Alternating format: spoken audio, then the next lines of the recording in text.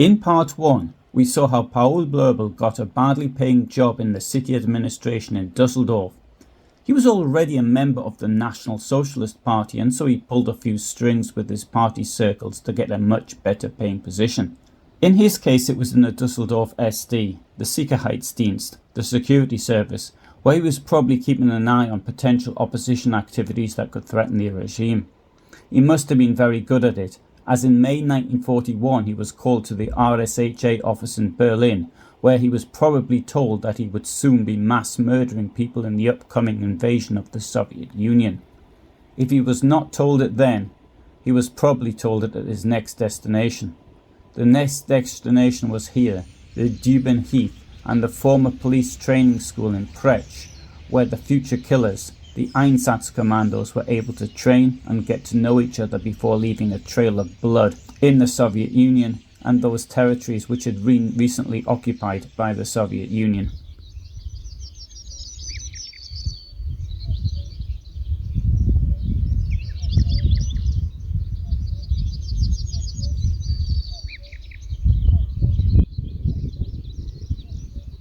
Within a few days of the invasion, Blobel, as commander of Einsatzkommando 4A, was mass killing people. The victims would be asked to report to a location where they were rounded up by the police or other units and then taken to previously dug graves where they were shot. The method of killing was a decision to be made by the local commander. Blobel chose to do it via firing squads, taking groups of around 10 people to the grave site where they were made to kneel before being shot. Blobel participated in the largest single mass shooting in one location in history, which occurred at Babi Yar in the city of Kiev. He was in charge of other massacres which occurred in various locations in what is today Ukraine. At the beginning of 1942 he was relieved of his command. Many commanders were rotated. Some had come from the Gestapo, for example, and were sent to another Gestapo posting, but in the case of Blobel it was officially for health reasons. However, it's more likely that he was removed for being an alcoholic.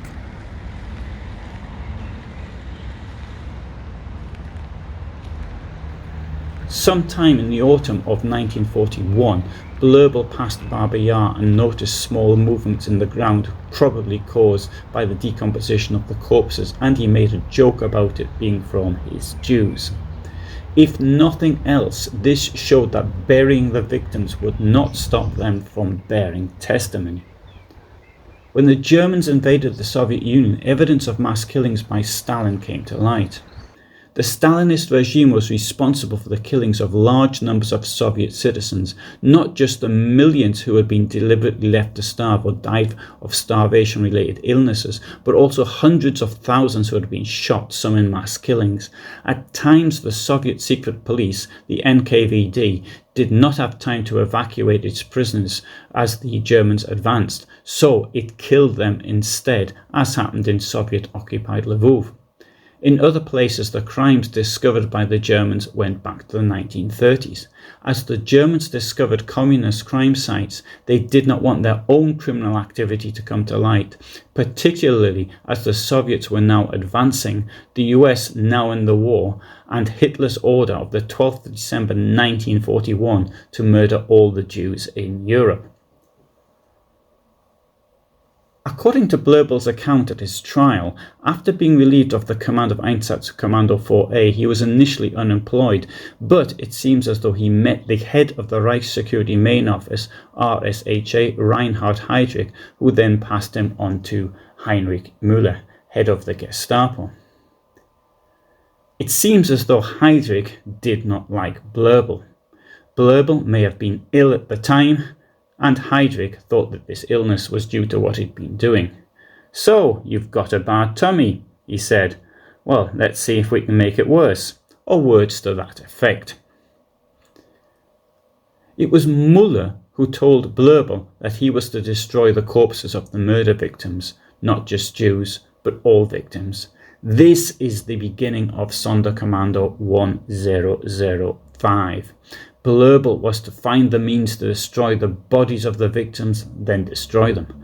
This information was shared with the death camps, but Blobel had no authority over them.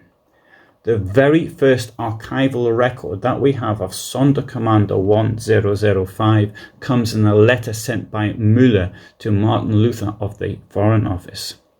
Blobel and his driver Julius Bauer went to Łódź and from there to the death camp at Chełmno nad Nerem. Chełmno was the first death camp and was followed by others in occupied Poland, Bełżec, Sobibor and Treblinka. The village of Chełmno has not changed a great deal since those times. Many of the houses were used by the SS and their staff, but Blobel chose not to use one of them, instead travelling from Łódź. He brought 2 men from Einsatzkommando 4A, Franz Haller and Wilhelm Tempel, as assistants.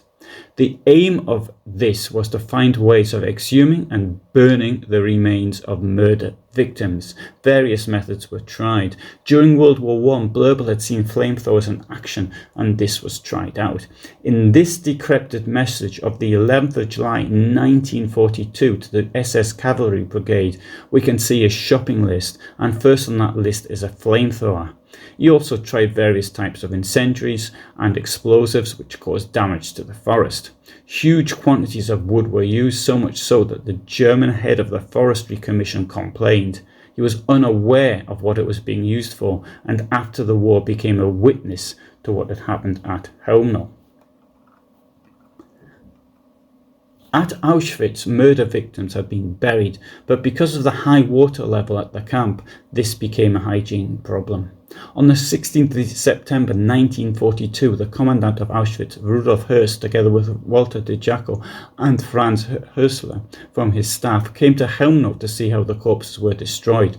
Blobel explained that the alternating layers of firewood and corpses were particularly important when incinerating exhumed corpses, and unburned remains of bones could be ground up in mills, which in time the Hanover-based company Schriever & Company would also deliver to Auschwitz.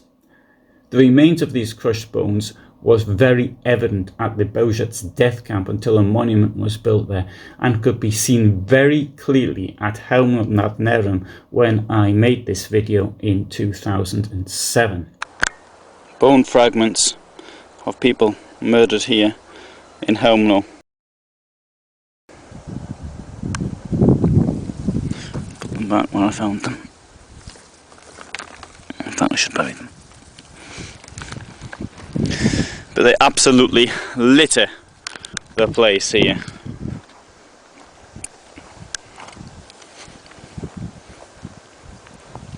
This is the area where one of the crematoria was.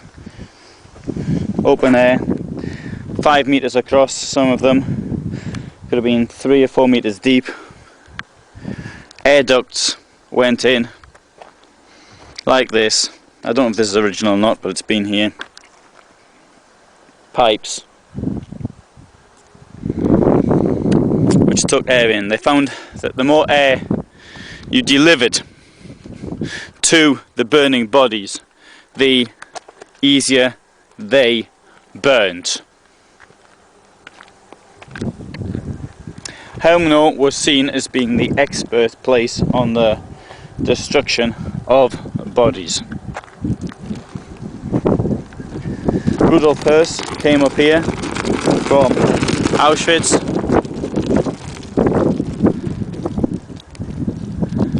on the 15th of September 1942 to see how they were doing it and to use the same technology for himself.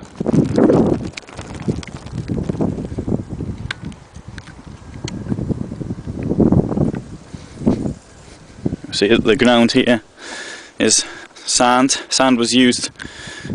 Layers of sand and lime were actually laid on top of the corpses. As a result of these experiments, the corpses at other death camps were exhumed and burned. The death camp at Bełżec ceased gassing people in December 1942, but the camp remained open until July 1943, when a group of prisoners remained to destroy the bodies. Witnesses told of 3 or 4 large fires that burned constantly. For up to 20 kilometers around, people had to keep their windows closed even in the heat of the summer because of the stench and the ash. Franz Stangl, the former commandant of Sobibor and Treblinka, told author Gita Sareni in 1970 that the idea of burning corpses on railway grids came from Paul Blobel, although another theory has it that this was the idea of Herbert Floss, an SS guard at both Sobibor and Treblinka, nicknamed Tadelos by the inmates, an expression he used once a pyre with human corpses got going. The expression means perfect in German, or immaculate. Yankiel Wiernik was a prisoner in Treblinka who managed to escape during the uprising there in August 1943. Whilst hiding in occupied Warsaw, he wrote his memoirs of life in the camp called Rok w Treblince, a year in Treblinka. The book was printed and distributed by the underground press in Warsaw in 1944. At the Eichmann trial in 1961, he testified, "Until the end of 1942, they did not burn those who had been gassed, but they would bury them in enormous pits. The bodies were placed inside. Only at the beginning of 1943 did they make various experiments of how to burn them, and they did not succeed. Then a certain Scharführer arrived, an SS man, and he brought his model for the grids, and he always used to stand near the fire and shout, 'Tadelos, Tadelos.'" Here's an excerpt from A Year in Treblinka, where he's talking about the destruction of the bodies. "A fire grate made of railroad tracks was placed on concrete foundations 100 to 150 metres in length. The workers piled the corpses on the grate and set them on fire. I'm no longer a young man, and I've seen a great deal in my lifetime, but not even Lucifer could possibly have created a hell worse than this. Can you picture a grate of this length piled high with 3,000 corpses of people who'd been alive only a short time before? As you look at their faces, it seems as if any moment these bodies might awaken from their deep sleep. If you stood close enough, you could well imagine hearing moans from the lips of the sleeping bodies, children sitting up and crying for their mothers. The gangsters are standing near the ashes, shaking with satanic laughter. Their faces radiate a truly satanic satisfaction. They toasted the scene with vodka and with the choicest liqueurs, ate, caroused, and had a great time warming themselves by the fire. In one instance, when a batch of corpses was placed on the fire grate, an uplifted arm stuck out. 4 fingers were clenched into a tight fist, except for the index finger, which had stiffened and pointed rigidly skyward as if calling God's judgment down upon the hangman. It was only a coincidence, but it was enough to unnerve all those who saw it. Even our tormentors paled and could not turn their eyes from that ghastly sight. It was as if some higher power had been at work. That arm remained pointed upward for a long, long time. Long after part of the pyre had turned to ashes, the uplifted arm was still there, calling to the heavens above for retributive justice. This small incident, seeming meaningless, spoiled the high good humour of the hangman, at least for a while. There were no orders for railway grids. The SS came by them by other means. Thomas Blatt, escapee from Sobibor, told me how the SS took a group of prisoners out one night with the aim of stealing railway rails that had been stacked next to the line when work was underway on that section of track. At Auschwitz, a more industrialized system was built where the crematoria were part of the gas chamber building, and a special room was set aside for grinding up the bones.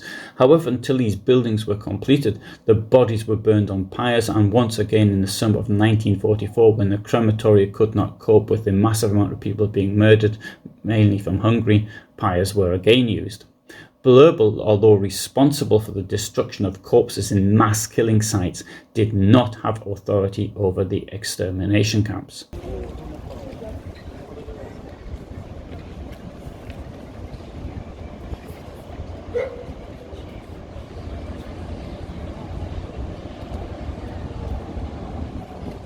In June 1943, Blobel arrived at the Janowska concentration camp in Revolt.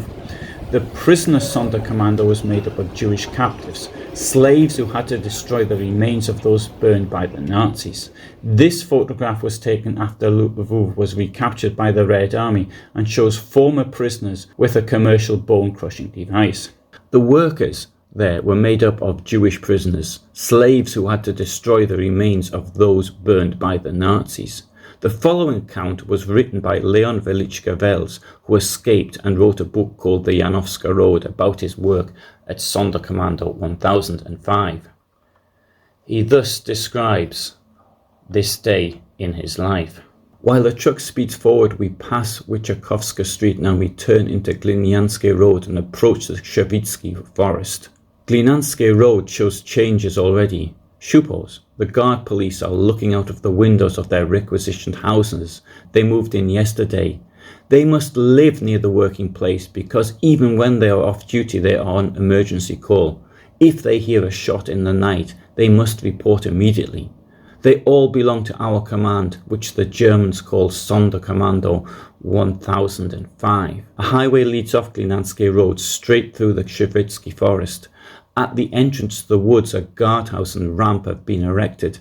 A private villa in the woods has been commandeered, and it's now the kitchen and mess hall of the Schupo. From the villa mess hall, one can see our tents. They really do look like a circus from a distance. The truck stops and we are ordered to walk uphill. We go about 250 meters to the place where our tents stand, enclosed by 2 rows of barbed wire fences, one around the other. The 2 fences have barbed wire woven between them. The height of the fences is about 3 meters. They encircle a square. Each side of this square is about 25 meters long. At opposite sides of the fenced-in area are gates, and near them on the outside of the fence are 2 guardhouses. Here the Shupos stay when it rains. Inside the fenced-in area, at a distance of about 260 centimeters from each side of the fence, stand our 2 tents, about 3 meters apart, facing the gates. In one corner of our fenced-in area is a field kitchen. Close to this are benches, and on these are basins for washing. In the other corner of the area is an open toilet. Each of the 2 tents is about 9 meters long by 7.5 meters wide. One tent holds 80 inmates. The rest of the men will live in the other. They are our elite, the foreman, the group leader, the men who clean the camp and keep it in order, the 3 leather craftsmen and some members of the ash brigade. I am in this group too. We are the ones who don't smell and who don't have direct contact with the bodies. 1/3 of this second tent is separated by a wall forming a shop on one side. On both sides of the wall are double-decker beds. In the middle of the tent is a long table and on both sides are benches. We have an electric light here.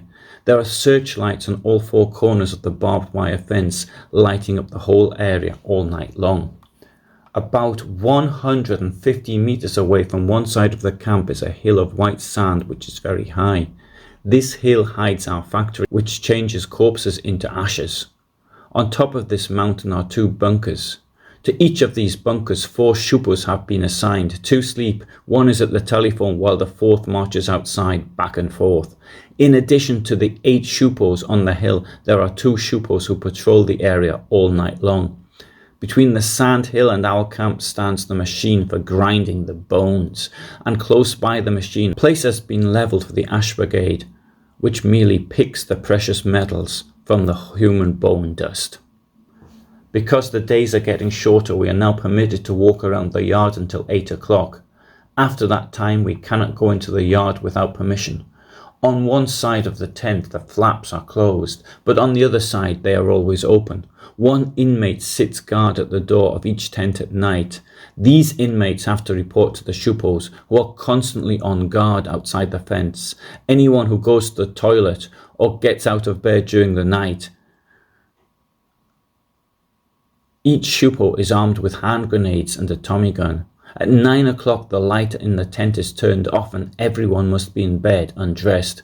Everyone's clothing must lie in clear view on the benches. A man cannot escape so easily in his underclothes. At a distance of about 25 meters from our tents, in the opposite direction from the mountain of sand, is a tent for the Shupos. The main ammunition supply is kept here. On Thursday the 9th of September 1943 we leave for our first day of work at this new site. There are many graves here, one next to the other, starting about 30 meters from our camp. The corpses in these graves have been in the ground for more than a year. In some of the graves beside the corpses there are also packages of clothing. We can tell from these packages that the graves contain the victims of the December 1941 Aktion at the Bridge of Death. At the order of the Untersturmführer, we tried to build a pyre with iron grates instead of wooden logs, but under the heat and weight, the iron gates bend and all the bodies cascade down. Since this new equipment doesn't work, we return to the old system, the one we used earlier. We built pyres of 2,000 or more figures. The name the Germans gave the bodies. They call us figures too. They say, for example, 10 Figuren heraustreten. 10 figures step out. Normally we ignite the pyres on Saturday, and it usually takes until Wednesday for the heap to be completely burned.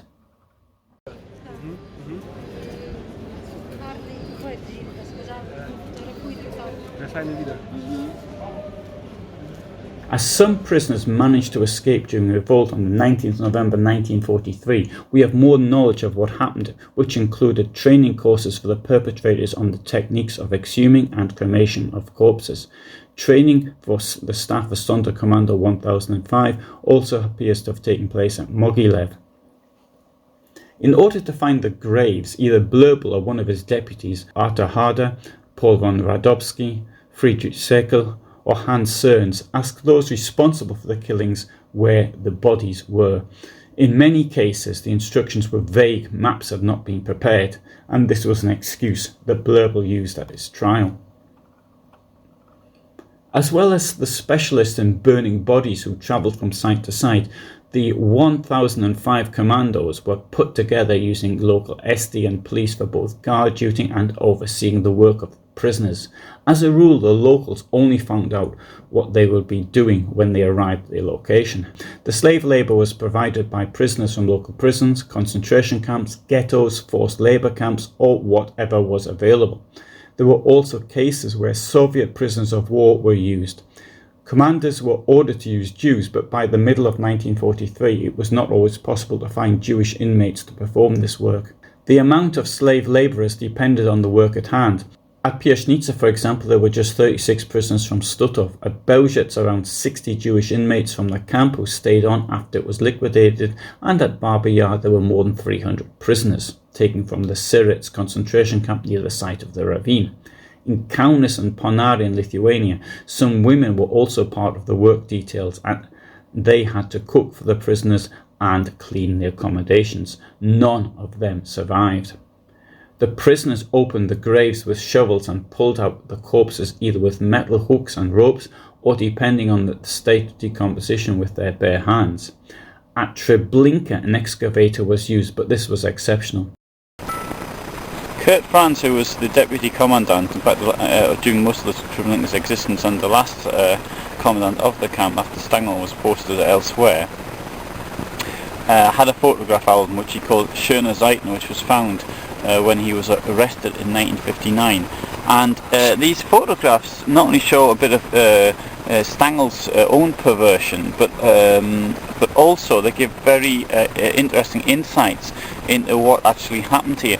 Now you see this huge here, this mechanical digger, and behind it the enormous pile of earth, and it's a mixture of earth and sand, like a loamy sand, and the enormous pile which showed how deep the mass graves were. Now what we have here, this building here, which could well be the gas chamber, the first gas chamber. As can be seen, it was a building made out of wood on the outside, but it was probably double lined and with filled with sand in the middle, as it was at Belzec. It's not much bigger really than a garden shed, but in this garden shed it was sufficient to kill huge numbers of people. Later, when the second gas chambers were built, they were out of brick. This photograph we can see very clearly on the name of the digger, the name of the company there,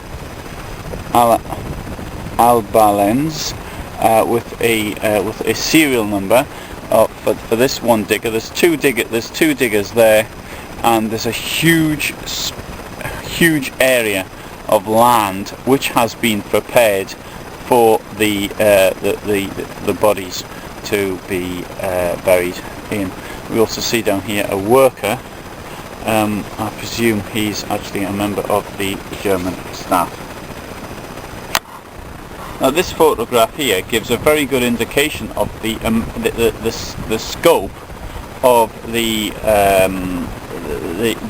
mass graves, how enormous the amount of land that was being used for the digging of these graves.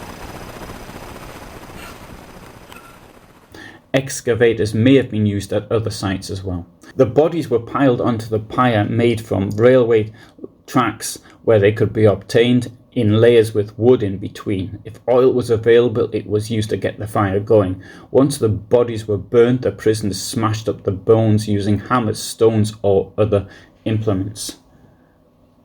Eyewitnesses have stated that the pyre could burn for 5 days.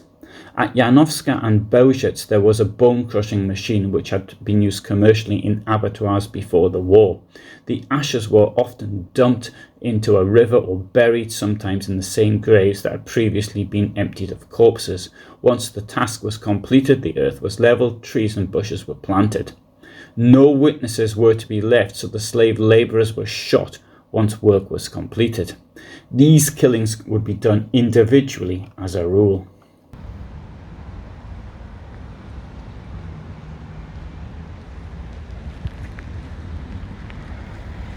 Blobel had a particular interest in the Barber Yar site. After all, he had played a major part in the killings. The destruction of the corpses started on the 19th of August 1943 when the SS brought around 100 Soviet POWs to the camp and ordered them to disinter the bodies. Another group of prisoners went to the nearby Jewish cemetery in order to bring back marble headstones which were to be the foundation for a pyre. The pyre was then built up from these stones in alternating layers of wood and bodies. A prisoner who escaped, Efim Wilkes, later said that the pyre was as high as a 2-story house. However, the prisoners were able to secretly arm themselves using bits of metal and other implements they found on the night of the 29th of September 1943 when the Nazis ordered the construction of a new pyre. As the camp was being dismantled and there were no bodies left to burn, the prisoners came to the conclusion that it was for them. Then an inmate revolt broke out.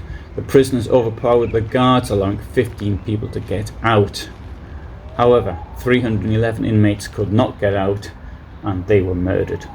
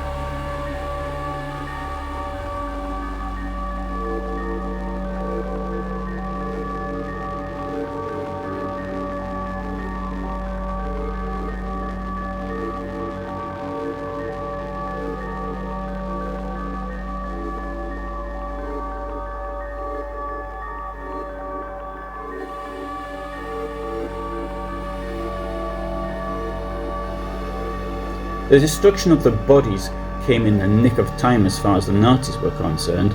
Just 1 month after the completion of the task, Kiev was retaken by the Red Army. Shortly after the Red Army retook Kiev, Soviet authorities took a group of American, British and Soviet correspondents to the site of the Barber Yar massacres. Bill Downs from CBS and Bill Lawrence from the New York Times were among those who interviewed 3 Jewish former prisoners of war, Efim Wilkes, Leonid Ostrovsky and Vladimir Davidov. They had been forced to burn the corpses of the murdered. An article appeared in Newsweek in December 1943 relating to Barber Yar, although the American correspondents had discussed amongst themselves how much they could actually publish because they didn't believe what had happened. After Kiev, Sonderkommando 1005A went to a number of locations in Ukraine, which included Berdichev, Belaya Zerkov, Uman and Kamenets-Podolsky. Meanwhile, 1005B went to Dnipropetrovsk, Kryvyi Rih, Nikolaev and then to Riga. In what is today eastern Belarus, units opened mass graves near Gomel, Mogilev, Bobruisk and Vitebsk, whilst a unit called Sonderkommando 1005 Mita, under the command of Max Kraner, opened the graves at Mały Trostinets near Minsk, and then to the former Polish eastern territories of Brest-Litovsk, Pinsk, Kobrin and Łomża. However, these sites were not as secure as the camps and prisons from whence the prisoners arrived.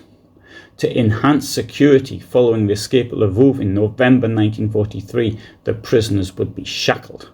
Prisoners would usually be housed on site or in locations separated from others so the secret would not get out. Those who got ill or did not want to work or did not want to continue were shot. A break between Christmas and New Year 1944 was given, and at the end of January 1944, with digging in the snow-covered frozen earth too difficult, a group of officers from Sonderkommando 1005 was given a 1-month holiday, which was taken at Zakopane in the Tatras in the south of Poland. Part of this holiday included a skiing course. Blobel and his staff made regular visits to murder sites, whilst the commando leaders reported the number of burnt corpses to the RSHA in Berlin via local officers of the security police under code names such as weather reports and using terminology such as cloud height. Whilst the men of his commando were preparing for their holiday, Paul Blobel made his way to Riga to visit his old comrade in mass murder, Friedrich Jeckeln. The two needed to sort out how would they dispose of the bodies of the tens of thousands murdered in Latvia. Riga must have been a good posting for Blobel, as Ukraine was too close to the line of fighting. By April 1944, Sonderkommando 1005B had arrived, consisting of 7 or 8 SD officers and at least 40, maybe as many as 50 German law enforcement officers who were led by Otto Winter. This is the unit which had helped dispose of the bodies in Kiev. SS Obersturmbannführer Walter Hilfsgott had been appointed as commanding officer. His background was in hunting partisans, which usually meant unarmed civilians. The Sonderkommando was housed in the staff area of the Salaspils concentration camp. In December 1941, at least 23,000 people from the Riga ghetto and people deported from Germany had been murdered in the Rumbala forest. At the same time, Jewish men who had been deported to Riga from Germany had constructed the first prisoner barracks at Salaspils. Eventually, there were 45 barracks and 25,000 prisoners. There were a number of transports of Jewish men from Germany who were murdered on arrival, leaving only enough for camp duty. However, by May 1942, the camp also held local Latvians suspected as being opposed to the occupation. Red Army prisoners of war had been kept in a neighbouring camp. In the autumn, there had been tens of thousands. In June 1942, only 3,434 of them were still alive. From around the end of April 1944 to probably the beginning of June 1944, at least 30 Jewish prisoners who had been handed over to the Sonderkommando exhumed and destroyed the corpses buried there before scattering the ashes of the dead. Blobel, accompanied by Paul von Radomski, visited the site several times. The Birkeniki forest east of Riga had also been used for the mass graves of people killed since the occupation of Riga on the 1st of July 1941. A sign put up in Soviet times claimed that 46,500 people had been murdered at this site, mainly by Einsatzkommando 2, part of Einsatzgruppe A. This commando, which destroyed the bodies in 1944, was under the supervision of Fritz Kirstein and Hermann Kappen. The latter said after the war that one of the men in the Sonderkommando was from Dortmund and had previously been the owner of the Cairo Coffee Trading Company. As with all slaves in the Sonderkommando, he was shot once the work was completed. The Sonderkommando did not just murder their slaves, sometimes they killed others too. In mid-August, a group including Herbert Lange and Kurt Krause murdered around 500 invalided Soviet prisoners of war and 72 to 80 prisoners of the Salaspils concentration camp who were considered unable to work. The corpses of those shot were burned on a pyre erected on the orders of Walter Helscott. By the end of September 1944, the Sonderkommando left Riga, accompanied by some prisoners, mainly from the Kaiserwald concentration camp. After arriving in Gdansk, the majority of the female prisoners were taken to the nearby Stutthof concentration camp shown here, while the male prisoners were taken elsewhere. The men of the Sonderkommando went from Gdansk to Salzburg, where, like many of those involved in the Operation Reinhardt killings, they were used against Slovenian and Croatian partisans in Istria. From Latvia, Blobel was ordered to Styria in Austria, where he was to be a liaison between the Reich Security Main Office and SS Obergruppenführer Erwin Friedrich Karl Rösner, seen in this photograph awarding medals to collaborationist local troops. Rösner was in the region to fight against Yugoslav partisans. Blobel did not get a chance to start work. He fell ill in December 1944 and was in a sanatorium in Marburg an der Drau from February to April 1945. On the 11th of April 1945 he was ordered to report to Berlin to the head of the Reich Security Main Office, Ernst Kaltenbrunner. To this end he set out for Salzburg, where presumably some other transport, such as a train, would be waiting for him. The Battle of Berlin was about to commence. He claimed that in the region of Salzburg there were no orders for him. However, I don't think he even tried to get to Salzburg, or, if he did, then he took so much time that the war was finished before he even got there. He was, however, in Rastatt, where alongside a number of other suspects he was taken prisoner at the beginning of May 1945.